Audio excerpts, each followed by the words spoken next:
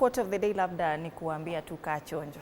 Usidanganywe leo. Manake leo ni April Fools, so kaa chonjo. Let's take a look at the local dailies in depth. We start off with the Daily Nation. Ruto's a bombshell.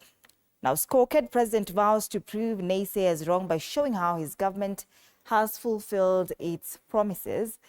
President William Ruto has for the first time revealed the behind-the-scenes intrigues that led to the impeachment of Rigathi Gachagua as deputy president, claiming his former principal assistant demanded to be paid 10 billion shillings, even as he picked incessant quarrels with MPs and government officials. And as the head of state starts his charm offensive in the mountain today, he faces an uphill task. Now, what the head of state said yesterday: I nominated Rigathi Gachagua as my running mate against the wishes of a majority of Mount Kenya MPs. Upon winning the elections, former DP Rigathi Gachagua was always quarreling. He never helped me to defend the government. He quarreled blogger DStv, my personal assistant Farouk Kibet, and MPs from the Mount Kenya region. The former DP demanded that all Mount Kenya MPs should kneel before him or else they would lose their seats. I stopped 2 other plans to oust him. Gachagua asked for 10 billion shillings, threatening that he would make me a one-term president. I refused to be blackmailed. Do you know how much 10 billion shillings is? Naliuliza hivyo, unajua 10 billion shillings nini? And former AG and former Public Service Cabinet Secretary Justin Muturi said he was not competent to do the job. Sasa he fired himself. That is what Ruto said. President Ruto, I did not fire him. Alikuwa amestrike. But does this signify or indicate the agenda of this trip to Mount Kenya? That he spent so much time discussing his former deputy and why he had to let him go?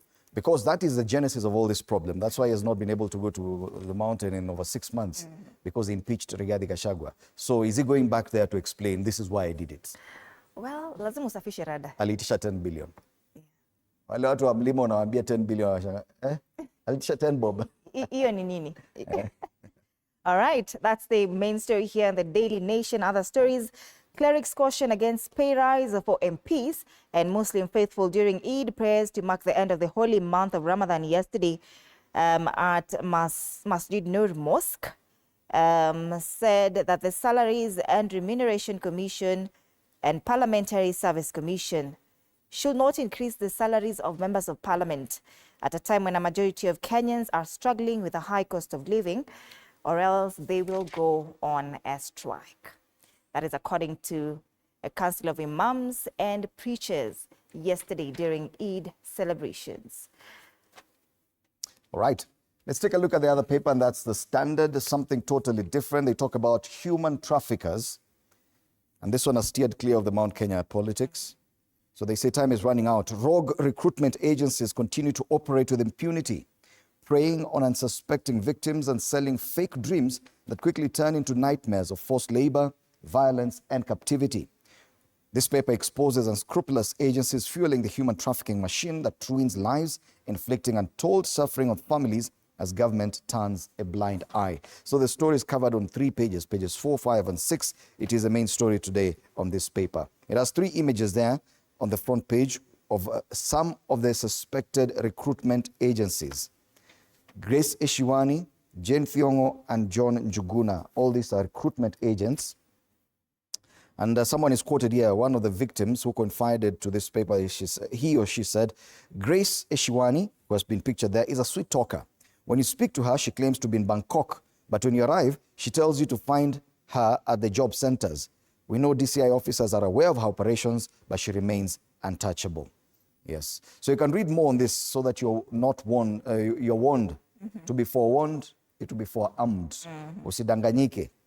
Other stories there on the front page of the Standard. Pale juu, wasema 1 year on, no answers on General Ogolla crash. Yes, Chief of Defense Forces, the late General Ogolla died last year. It's 1 year on.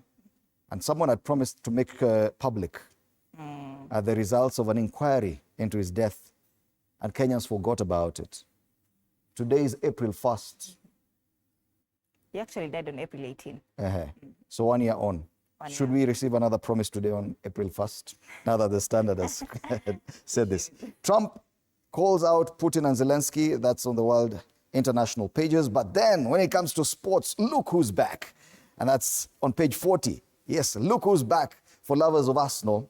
Bukayo Saka is ready to go for Arsenal after 3 months out with a hamstring injury, manager Mikel Arteta said yesterday. Now, watu wa Man United sasa wanaweza tulia kidogo.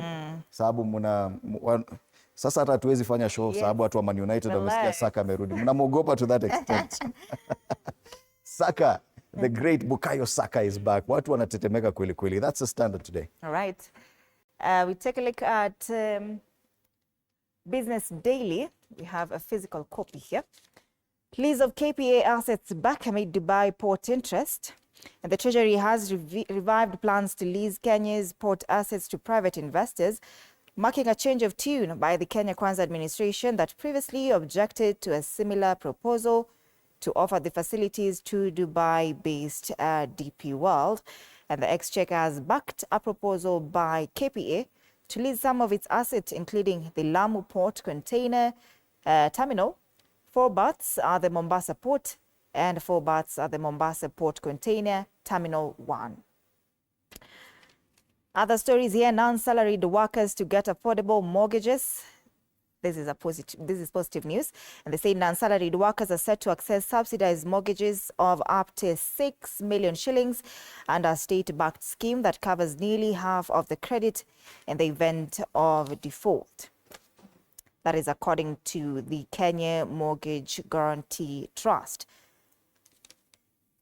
A photo here of Muslims attending Eid al-Fitr yesterday at Sir Ali Muslim Club in Nairobi. And the prayers to mark the end of the holy month of Ramadan were held in open ground mosques and community halls across the country. On the ticker, foreign banks turn to parent companies for capital boosts. Insurers breach commissions limit in race for business. Umeme investors face lower pay as concession ends. This story is from Uganda. You remember Umeme has handed over power peacefully to UECDL. All right. That's Matters Business. Let's focus on the Star newspaper next. And the Star today, kumbuke, it's a free paper, not for sale. And it comes with a complimentary copy of MyGov Pullout for government tenders and job opportunities. You can find it there. But the main headline, on the same day that the president is heading to the Mount Kenya region, this paper talks about cracks in Rigathi Gachagua's camp. Rigathi, fresh headache as friends send mixed signals. Cracks in his camp impossible to ignore. And they talk about 2 people. I have read the story. They talk about Gathoni wa Mushomba, the woman representative the MP for Githunguri, and Morara Kebaso. I didn't know Morara Kebaso is aligned to Rigathi Gachagua. Wanasema ile Gathoni wa Mushomba talked about the former deputy president being very abrasive. Now that she has turned against him. And then Morara Kebaso apparently has left Rigathi Gachagua. That's the import of this story. Interesting. Yes. The other story on the front page of this paper, 31 counties to lose 7.74 billion shillings in CRA plan. That's a Commission for Revenue Allocation, which is chaired by none other than Mary Chebukati. Some of the gainers, Garissa, which will get 1.282 billion shillings, Marsabit 1.5, Isiolo, Kajiado, Wajir, and Lamu. Yet the losers include Nairobi, Nakuru, Turkana, Kakamega, Kilifi, Mandera, Kitui, Machakos, and Kisii. So you can find out from the Star if your county is benefiting from this or losing. Other quick highlights on the front page: matters from getting by in farming to leading agroecology. That's just one more of the stories there. Paleju, no closure for parents 10 years after Garissa University attack. Would you imagine it was 10 years ago? 10 years. Garissa University attack. Well, that's the Star newspaper. That's 2015? Today. It's 2015. That's a Star newspaper. All right. Kuna People Daily bado, eh? Yes, let's take a look at the People Daily. Keep off Uhuru's projects. Rigathi tells Ruto on tour. Amesema kwamba most of those projects that he's going there to launch former President Uhuru Kenyatta's projects. Sasa wache kudanganya watu wa mulima.